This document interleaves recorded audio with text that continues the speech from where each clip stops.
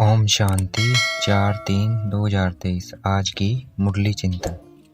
हमें इस शरीर के भान को भूलना है, शरीर को भूलना है, शरीर के भान को भूलना है और इस पुरानी दुनिया को भूलना है।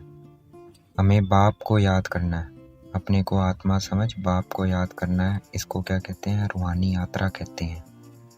क्योंकि अब हमें वापस घर जाना है, इसलिए हमें ये रूहानी यात्रा करनी है। हर एक को अपने आप से साक्षी होकर पूछना है कि हम परमात्मा को पाकर कितने अतीन्द्रिय सुख का अनुभव करते हैं, अपने को कितना सौभाग्यशाली समझते हैं, कितनी खुशी में रहते हैं। क्या बाप से पूरा वर्षा लिया है? क्या वारिस बनाए हैं? क्या योग बल से पापों को भस्म कर पुण्य आत्मा बने हैं? ये हमें साक्षी होकर अपने आप से पूछना है। जैसे आत्मा शांत स्वरूप है, वैसे परमात्मा भी शांत स्वरूप है। इस रूहानी यात्रा में परमात्मा हमारे गाइड बनते हैं, अंडे बनते हैं और हम भी पांडव रूहानी गाइड बनते हैं। इसलिए जिस्मानी पांडवों को भी गाइड कहा जाता है भक्ति में, परंतु वह जिस्मानी यात्रा सिखलाते हैं और हम रूहानी यात्रा सिखलाते हैं। ये फर्स्ट क्लास रूहानी यात्रा है, क्योंकि इस रूहानी यात्रा के लिए भक्त लोग आधा कल्प भक्ति करते हैं। तो हमें गृहस्थ व्यवहार में रहते भी अपनी याद की यात्रा को बढ़ाना है। हम रूहानी पांडव सेना है, जिसे भक्ति में शक्ति सेना दिखाया है, परंतु उन्होंने लड़ाई दिखला दी है पांडवों की, और यहाँ कोई लड़ाई की बात नहीं है। जब बाप पर पूरा निश्चय होगा, तब हमारा बुद्धि योग परमात्मा के साथ लगेगा। परमपिता परमात्मा अब हमें वापस ले जाने आए हैं, क्योंकि ये दुनिया दुख धाम बन गई है, पतित नरक बन गई है। जब कोई मरता है तो कहते भी हैं लेफ्ट फॉर हेवनली अबोर्ड, परंतु मनुष्य समझते नहीं है, सिर्फ कह देते हैं। तो बाबा अब हमें इस पतित दुनिया से पावन दुनिया में ले जाने के लिए आए हैं। आत्मा कभी ज्योत नहीं समाती है, अर्थात आत्मा परमात्मा नहीं बनती है। यह आत्मा के 84 जन्मों का ड्रामा है।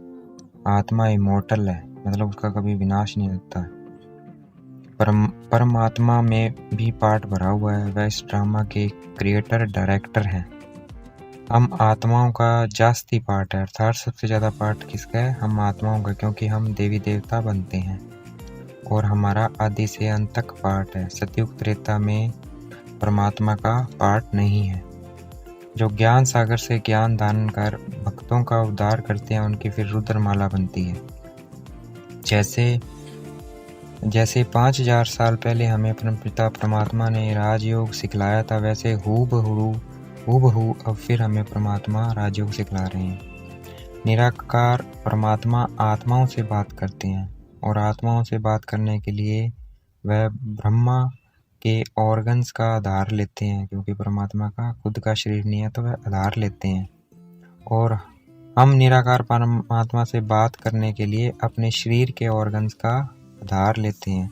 शरीर के ऑर्गन्स के बगैर तो देखो आत्मा भी परमात्मा से बात नहीं कर सकती है, मिल भी नहीं सकती है। क्यों?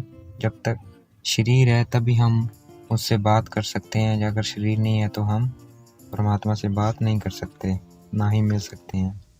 अब हमें घर वापस निराकारी दुनिया परम धाम में जाना है, क्योंकि अब नाटक पूरा होता है। इसलिए मन बुद्धि से इस पुरानी दुनिया को भूलना है। इसको ही संन्यास कहा जाता है। हमें परमात्मा की श्रीमत पर चलना है। इस देह से देह के सभी संबंध आदि भूलने हैं। एक बाप को याद करना है, ये मेहनत करनी है, तब हमें विश्व की बादशाही मिलेगी। तो हमें मेहनत कर इस विश्व का मालिक बनना है। परमात्मा बीज से ही यह मनुष्य सृष्टि झाड़ निकलता है। इस मनुष्य सृष्टि झाड़ का बहुत विस्तार है, तो हमें झाड़ को भूल बीज को याद करना है। तो बीज को याद करने से क्या होगा? सारे झाड़ की नॉलेज अपने आप आ जाएगी।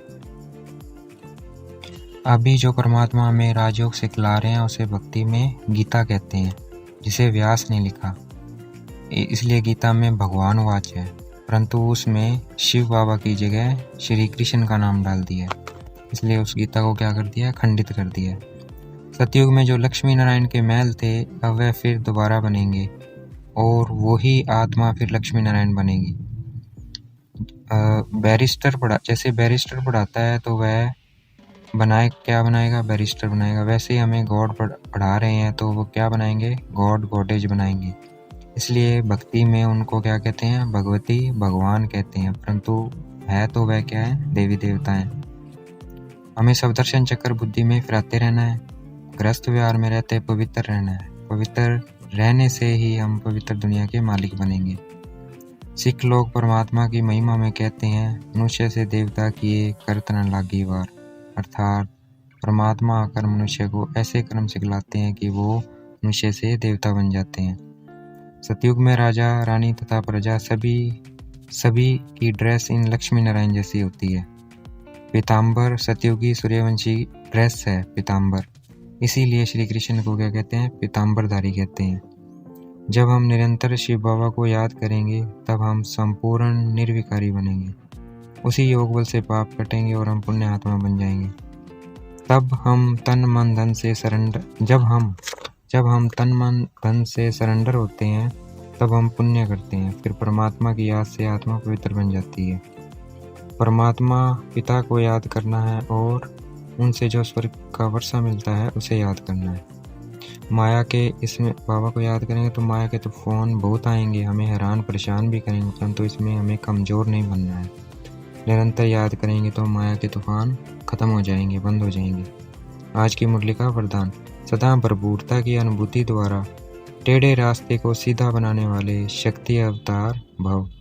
आज की मुरली का स्लोगन, रुहाब को धारण करने वाले ही रूहानी गुलाब है।